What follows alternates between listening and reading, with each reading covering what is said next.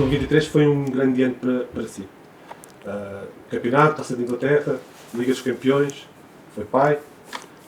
Estava a dar tudo para ganhar o prémio de figura do ano da bola? Acho que foi de propósito. Eu pensei, figura do ano da bola, tenho de dar o meu melhor. E para além disso ainda me casei, portanto eu acho que vai ser difícil superar o ano 2023, porque como disse, eu ganhei aqui com o Manchester City a Taça de Inglaterra, o campeonato e depois a Champions.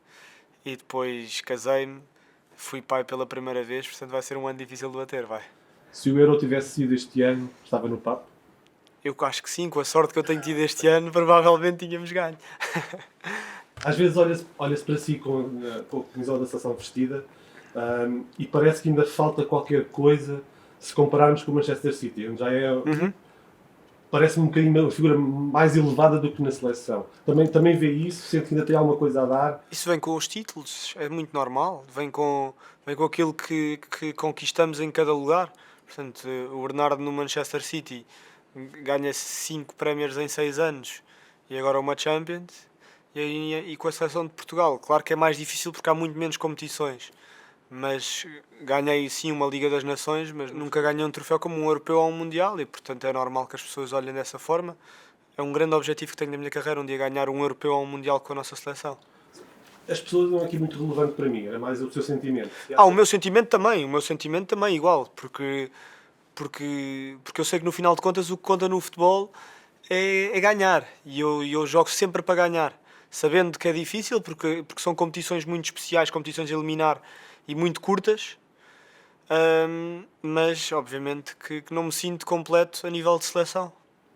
A partir deste prémio vai continuar a ser o mesmo Bernardo? Claro que sim, sempre, claro que sim. Para o cidadão comum, para o Bernardo cidadão, sabemos que obviamente ser pai é importante, mas para o Bernardo jogador, que significado é que tem ser pai? Mais uma grande responsabilidade de, pela primeira vez, de tomar conta de alguém que depende completamente de mim e, portanto, nunca tinha tido essa sensação, tirando com os meus 2 cães, que é um bocado diferente, mas ter alguém tão dependente só de ti e que tu tens de cuidar tão bem por quem tens um amor tão grande, claro que é completamente algo novo para mim, mas acho que tem corrido bem e vou dar o meu melhor para que continue assim. O Guardiola deu uma entrevista aqui há uns tempos a uma psicóloga, à Soledad Bacarreza, em que diz que um dos desafios mais interessantes para ele é saber como se jogar um jogador a fim de motivá-lo e potenciá-lo em campo. Por exemplo, convidar um jogador para um jantar em casa, tomar um café, ficar a falar com ele depois do treino. O que é preciso para motivar o Bernardo? O que é preciso para me motivar? É assim, eu gosto de treinadores exigentes.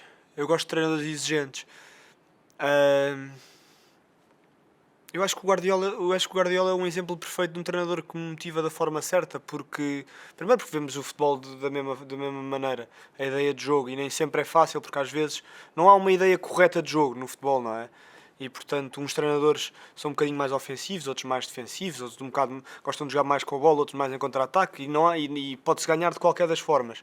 Eu, da minha forma que vejo o futebol, eu gosto de pressionar alto, gosto de ter bola e, portanto, ter um treinador como o Guardiola que pensa exatamente dessa forma ajuda-me a que eu esteja motivado e só por aí ter um treinador que pensa da mesma forma que eu já é uma motivação para todos os dias eu ir para o treino com uma cara feliz. E depois...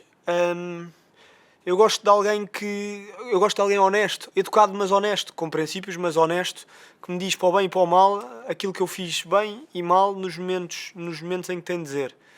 E não tenho problema nenhum, acho que lido bem com a crítica, mas gosto acima de tudo de honestidade. Quando eu vejo honestidade e quando vejo que o fundo é só para melhorar a equipa, porque a crítica normalmente nunca é pessoal, é para melhorar a equipa, eu estou motivado por mim mesmo. Não precisa que ninguém o convide para jantar?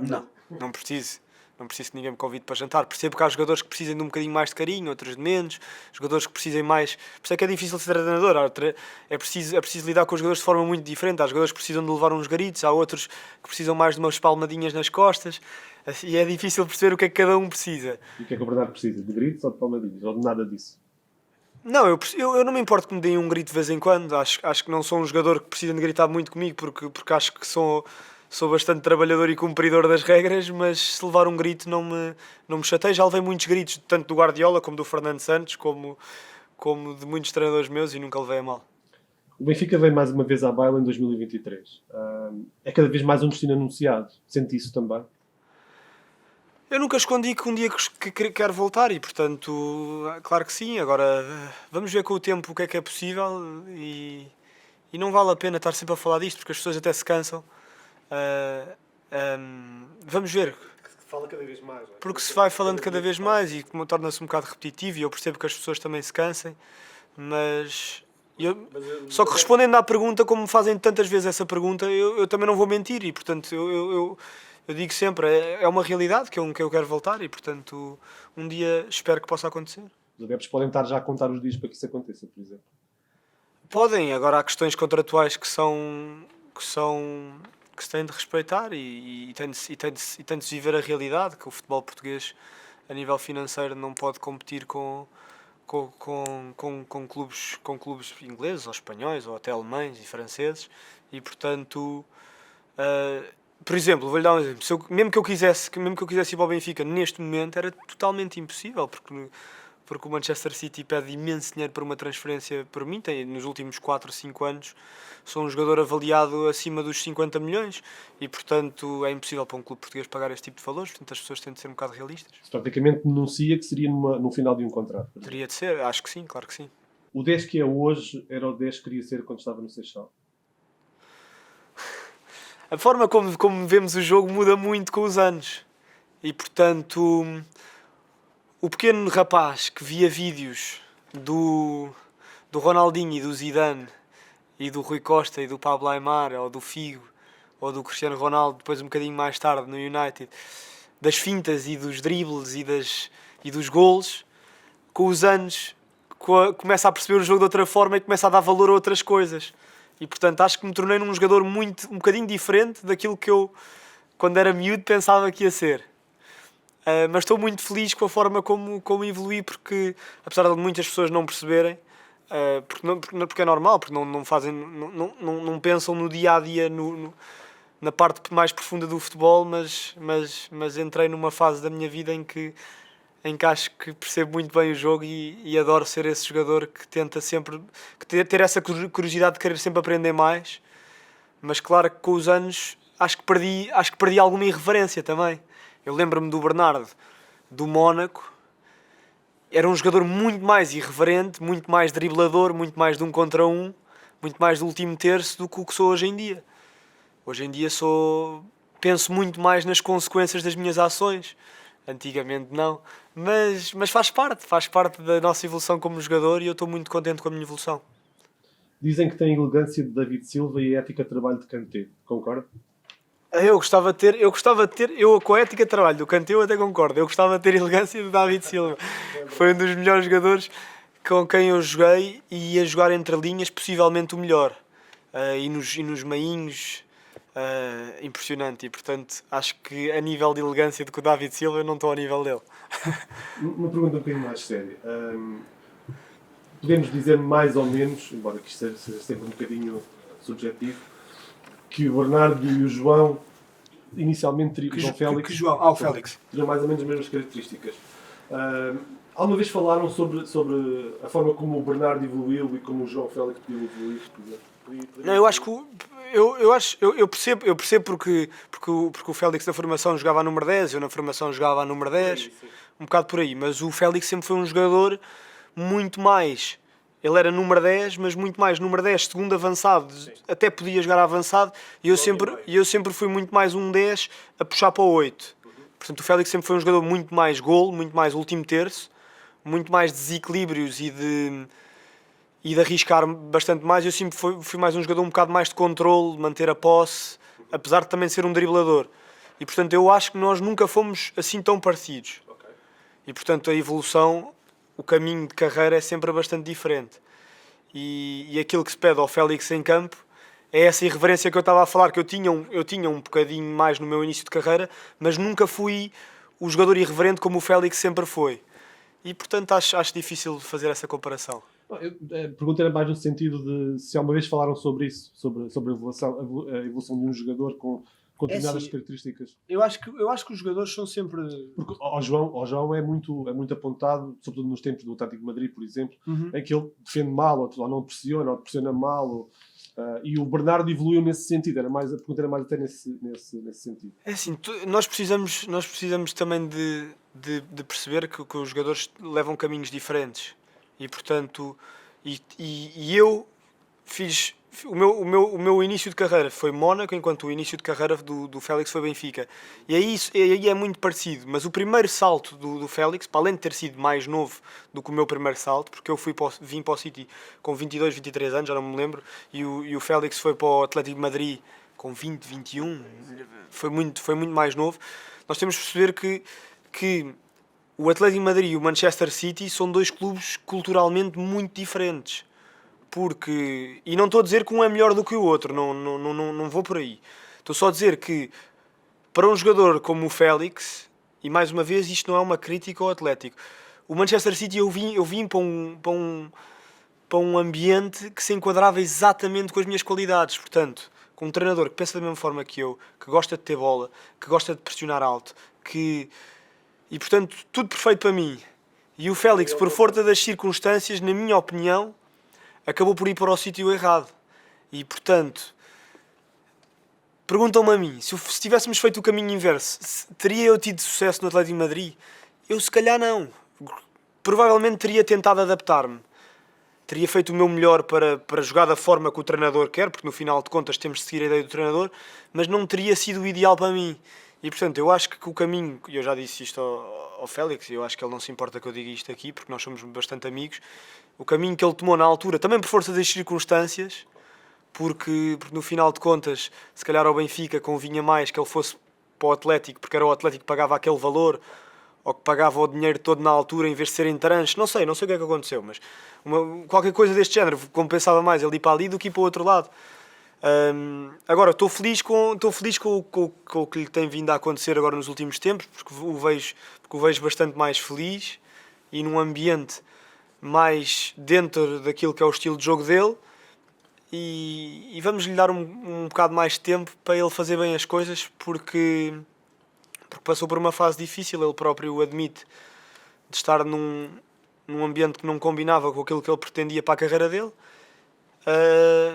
E é a vida, às vezes tomamos decisões e vamos por caminhos que se calhar não devíamos ter ido, mas faz parte de cometer esses erros para aprender, para ser mais fortes. Eu acho que o Félix é um jogador muito mais forte hoje em dia do que era há uns anos atrás. O Bernardo é a prova de que as estatísticas valem pouco?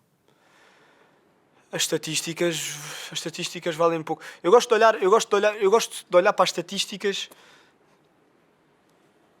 de ganhar jogos. Portanto, eu gosto de ver, por exemplo, quem é que são os jogadores que têm a maior percentagem de vitórias na Champions, na Premier League, de campeonatos, de jogos, porque no final de contas o impacto que um jogador tem numa equipa não se mede tanto pelos golos, ou pelas assistências, ou por não sofrer tantos golos. Claro que os guarda-redes têm de parar as bolas e os avançados têm de fazer golos, de uma forma muito bruta de pensar o jogo.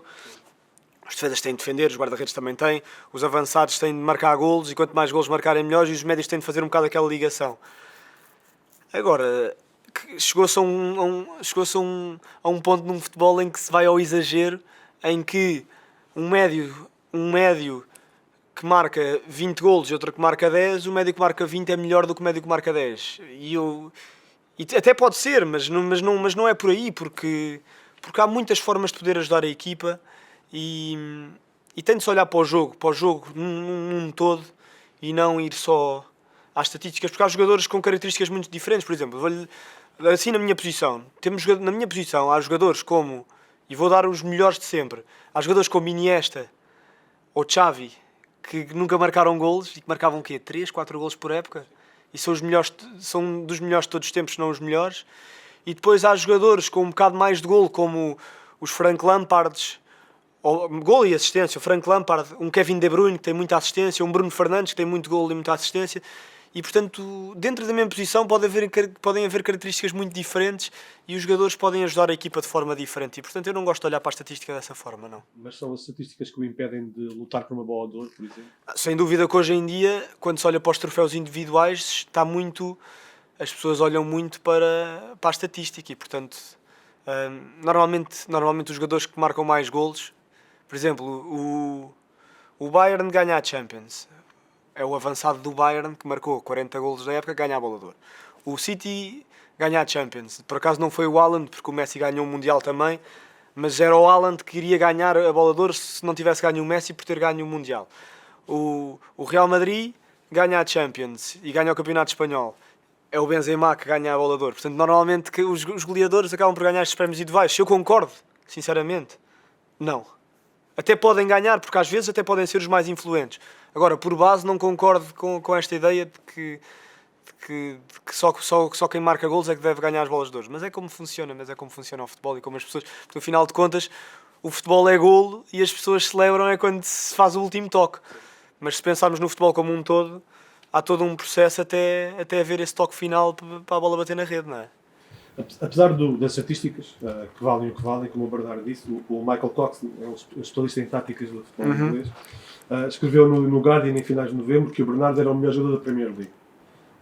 Justificou que dizia que era capaz de ser dominador nos grandes jogos, em vários papéis, que conseguia fazer o papel do De Bruyne por causa do De Bruyne, depois do De Bruyne se ter lesionado, do Rodri, porque o Rodri ficou castigado, além do que normalmente já faz enquanto Bernardo Silva.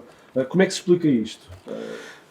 Não, eu tento ajudar, eu acho que tenho duas posições que são bastante naturais para mim, que é na tática em que nós jogamos, que normalmente é um 4-3-3, é jogar de número 8, número 10, portanto à frente do médio, nós temos dois médios ofensivos a jogar à frente do nosso número 6, e portanto jogar numa dessas, à esquerda ou à direita, é pouco relevante, e depois também me sinto bastante natural a jogar a extremo direito, porque já o fiz durante grande parte da minha carreira. O Rodri teve suspenso, se eu puder ajudar a número 6, eu dou o meu melhor e eu acho que percebo bem o jogo para poder fazer essa posição. É a minha melhor posição? Acho que não. Agora, tento, claro que sim. Por exemplo, falou-me do Kevin De Bruyne quando o Kevin De Bruyne não está presente. Quando jogo com o Kevin ou quando jogo com o Kevin, sou um jogador muito diferente, porque quando jogo com o Kevin, dou-lhe bastante mais a liberdade de ser ele a tomar as decisões no último terço, porque ele é o melhor nisso. É o melhor no último passe, mesmo no remate, na última decisão. É um bocado quando jogo com o Bruno na seleção. O Bruno é muito forte no último passe, no último remate, na última decisão. E, portanto, tento entrar um bocado mais na construção do jogo para lhes dar as melhores hipóteses de fazerem diferença no último terço. E quando eles não estão, sei que tenho de contribuir um bocado mais para esse último terço e para esse último passe e para esse golo e para fazer um bocado mais a diferença. Portanto, tento jogar com os companheiros que tenho dentro de campo comigo e tento ajudar a equipa da melhor forma possível. Agora, também não concordo que sou o melhor jogador da Premier League, porque acho que, por exemplo, na nossa equipa, vou falar do Manchester City e estou a falar a sério. Vimos, por exemplo, nos últimos tempos a influência que 1, 2, 3 jogadores e uma equipa e a nossa equipa tem esse valor, que é por exemplo, o Stones faz muita falta, o Rodri faz muita falta, o Kevin De Bruyne faz muita falta, e basta um deles não estar que já se nota bastante diferença. Porque nós eu acho que nós não temos nenhum jogador que é o melhor jogador da equipa, nem o melhor jogador da Premier League. Temos muitos jogadores que temos uma base muito importante em que todos juntos, se estivermos todos bem e não tivermos lesões, é muito difícil as equipas pararem-nos. Mas o mesmo Michael Cox disse que o Bernardo tem um bocadinho o perfil do jogador multifunções, mas que o jogador que ele associava mais perto desse perfil era um James Milner, por exemplo. O Bernardo não se vê como um James Milner, de certeza. O Milner, por jogar em várias posições, um bocado sim, mas como jogador não, acho que somos jogadores diferentes. Mas por jogar em várias posições, os meus amigos assim, os benfiquistas, até brincam comigo e dizem que eu sou um bocadinho como o César Peixoto e o Ruben Amorim no Benfica, que jogava a lateral esquerda, ou jogava a 6, ou jogava a 8, ou jogava a extremo, e portanto, por fazer várias posições, eu acho que um bocadinho sim.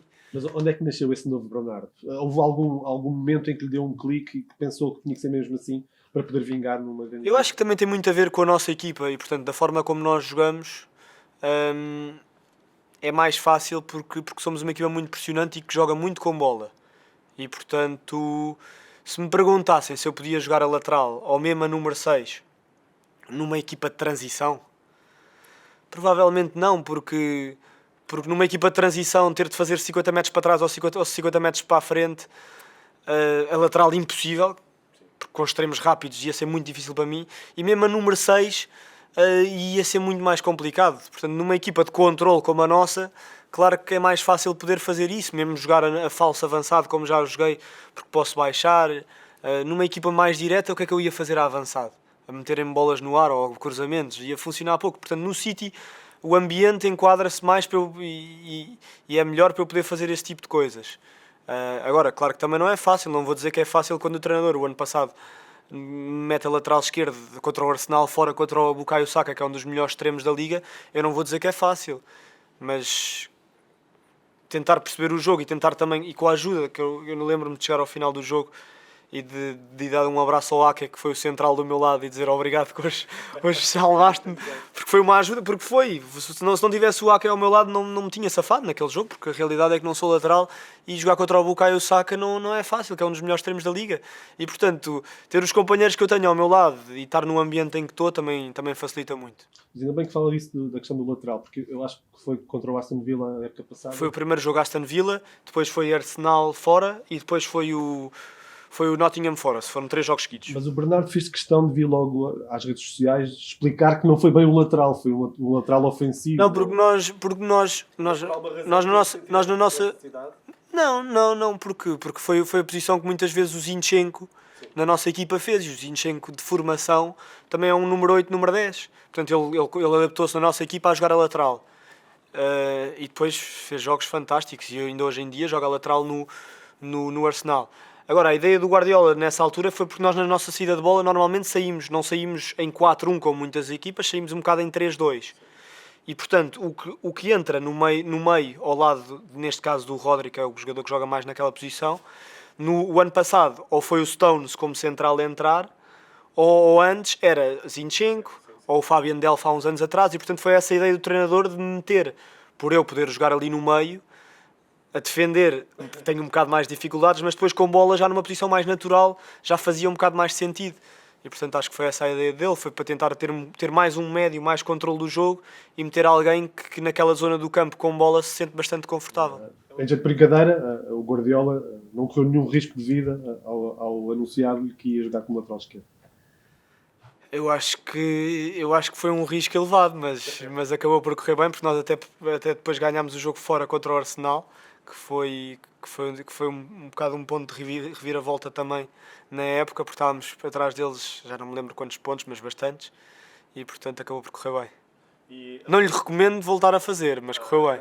Não lhe recomendo voltar a fazer, mas correu bem. Era o que eu lhe perguntar, se a posição era para retirar. Não, mas se for preciso, estou disponível para guarda-redes, de central, tudo o que for preciso, porque é o que for, sinceramente. Tenho ideia que nunca marcou nenhum de penalti na Premier League. Isso é verdade? Há alguma razão para isso? Nunca já marquei penaltis no City em finais de Taça da Liga, de Supertaças, etc. Taça de Inglaterra não me lembro por acaso, mas nunca marquei na Premier. Não sou batedor de penaltis normalmente, não. Por alguma razão, eu não sou um jogador que remata a bola muito forte e portanto corro o risco de, se o guarda-redes adivinhar o meu lado, a probabilidade de adivinhar o remate bastante alta. Depois também tem muito a ver com a confiança, mas eu acho que isso aí, o meu registro não é mau, porque o meu registro de penaltis pelo Manchester City acho que são ou 3 ou 4 e marquei todos. No Mónaco tenho 2, falhei 1, marquei 1, portanto o meu registro não é assim tão mau. Em 5 ou 6 só falhei 1. Agora, se olharmos para batedores, Erling Haaland, na altura o Gundogan, o Mahrez, o Kevin De Bruyne, temos de ser honestos, na seleção o Cristiano, o Bruno, é tudo batedores de penaltis com percentagens muito boas e que batem muito bem, portanto o melhor batedor, o que com maiores probabilidades de marcar, tem de marcar para ajudar a equipa e para ganharmos jogos.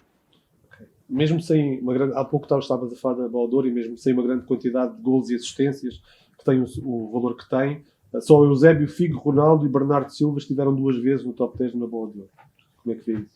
Um orgulho. Os prémios coletivos são sempre os mais importantes, porque são os mais bonitos, partilhar memórias com outras pessoas e no final de contas retribuir ao clube que nos paga e aos nossos adeptos que nos apoiam e dar de volta é sempre espetacular.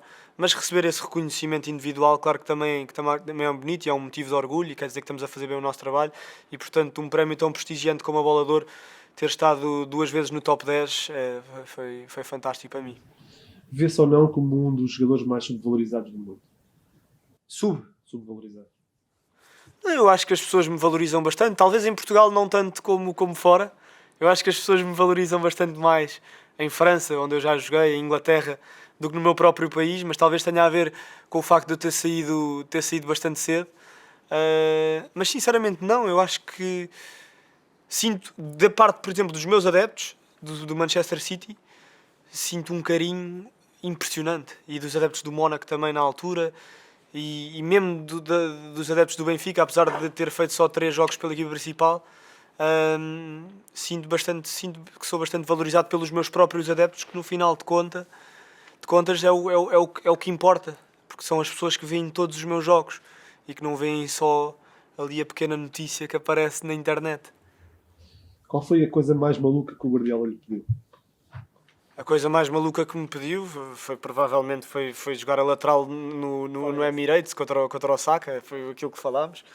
Não foi fácil e foi um jogo muita pressão, porque estávamos atrás deles e se perdêssemos esse jogo ou mesmo empatássemos, provavelmente estávamos fora da luta da Premier League e, portanto, ter de jogar esse jogo contra um dos melhores extremos da Liga foi um momento foi um momento que eu me vou lembrar para sempre da minha carreira. E adorei. No final de contas foi duro, mas foi um grande desafio que eu adorei. E trocou algumas palavras com o Saka nesse jogo? Não nesse jogo, mas já troquei de camisola com o Saka há uns anos atrás. E é um jogador que admiro muito porque é um dos melhores extremos da Liga, é um jogador muito trabalhador, com golo, com uma boa mentalidade e gosto muito dele. Falámos da primeira. E a segunda coisa mais maluca que o Guardiola lhe pediu? A segunda coisa mais maluca que o Guardiola me pediu? Eu não considero maluca, mas o Guardiola já me pediu bastantes vezes para, no pontapé de baliza, para ir para o lado do guarda-redes e o guarda-redes passar uma bola e eu entrar a conduzir pelo meio, porque ele sabe que eu sou um jogador bastante confortável com bola e na zona de construção. A verdade é que vai correndo bem, mas é uma zona perigosa, não é? E ele sabe que eu me sinto bastante confortável, mas não deixa de ser uma zona perigosa em que, se perder a bola, estou muito próximo da nossa baliza e pode dar gol. O Guardiola está sempre a falar da sua humildade. Joga num clube rico, como é o Manchester City.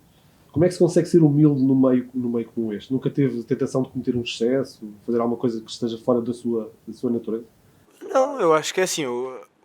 Se falarmos a nível financeiro, o dinheiro que eu ganho, que é muito, o maior prazer que me dá é eu poder dar a segurança e a tranquilidade de ter uma boa vida às pessoas mais próximas de mim.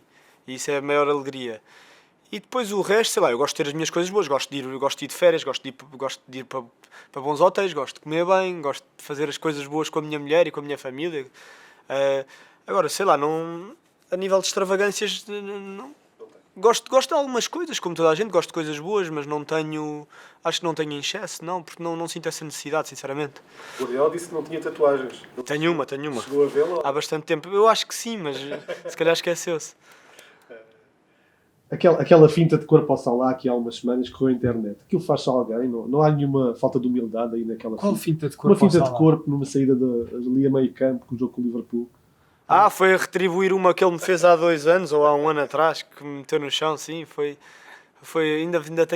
Ainda tinha isso na memória e tinha de ser. Foi vingança. Voltando a Guardiola, o documentário All or Nothing mostra. Eu fiquei um bocadinho surpreendido porque quando estava a ver o documentário, cada vez que a imagem captava o Bernardo estava sempre a olhar para o Guardiola de boca aberta, assim, espantado. Eu sempre fui assim. O que é que ele significa para si na sua carreira? Já falou um pouco, mas a boca aberta, eu sempre fui assim. Quando estou a olhar para alguém, estou sempre assim de boca aberta.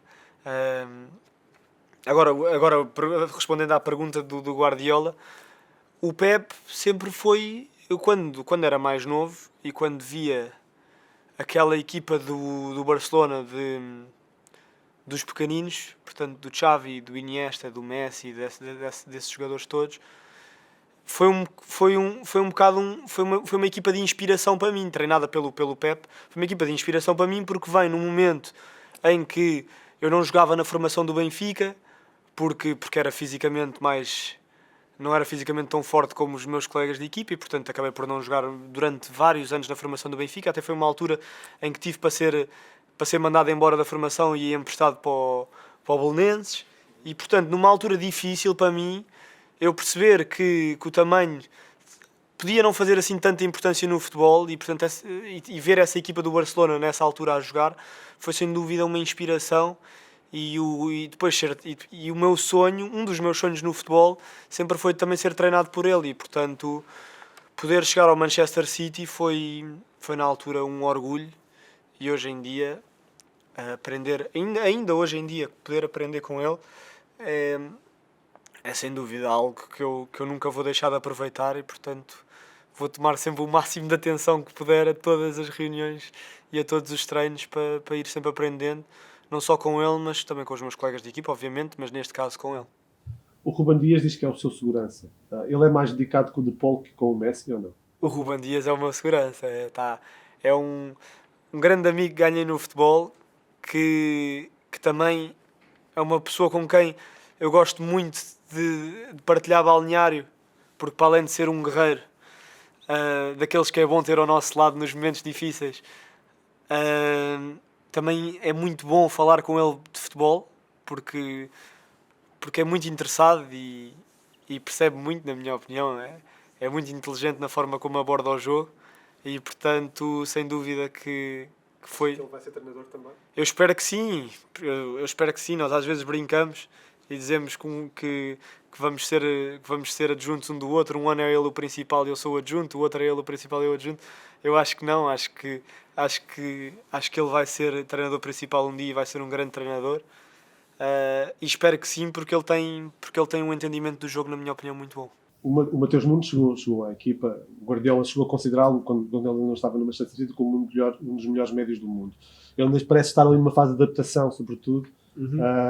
Como é que o vê agora e o que é que acha que ele pode trazer à equipa ainda mais? Bom, o Mateus está numa fase, como disseste, está numa fase de adaptação. Eu, pessoalmente, quando cheguei ao Manchester City, demorei 6, 8 meses, em que quase não joguei para começar a jogar. E, portanto, adaptar a este clube não é fácil, porque a forma de jogar é muito diferente de muitos clubes. Mas o Mateus tem todo o potencial e todas as qualidades para ter um futuro brilhante neste clube e na nossa equipa, pela forma de jogar, pela forma dele, a capacidade dele de manter a bola, a capacidade dele de tirar 2 adversários da frente e arrancar, atacar defesa central e tomar a última decisão. E, portanto, tem tudo. Eu olho para o Mateus a nível de talento puro só, falando disso. É um jogador que tem tudo a nível físico, a nível técnico. E, portanto, espero que ele melhore o seu entendimento do jogo para conseguir chegar ao nível que lhe é esperado, porque ele tem umas capacidades incríveis. Tem-se notado uma química especial entre si e Haaland. Sente-se responsável por encurtar aqui um bocadinho a distância para ele. Ele é mais um finalizador, a equipa é uma equipa mais de posse, de maior envolvência. Sente-se responsável por tornar esse caminho mais curto? Tentá-lo envolver o máximo que podemos no jogo, porque eu sei que ele é um jogador que não precisa tocar muitas vezes na bola. Ele próprio diz: eu não preciso tocar muitas vezes na bola, se tocar 1 ou 2 vezes, mas fizer 1 ou 2 golos, eu estou feliz. Mas na realidade, quanto mais envolvido ele estiver no jogo, maior a confiança para depois nos momentos certos meter a bola dentro da baliza.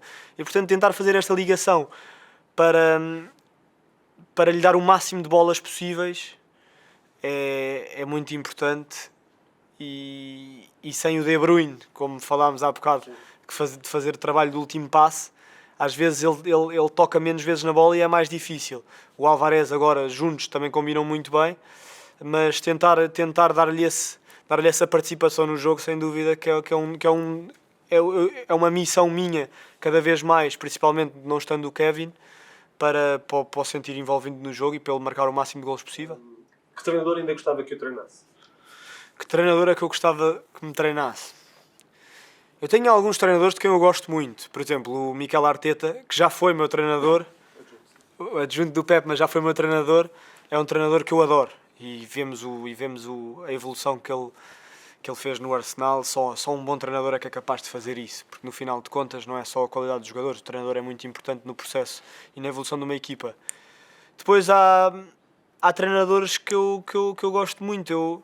Eu gosto muito diferentes, mas eu gosto muito da cultura espanhola e alemã.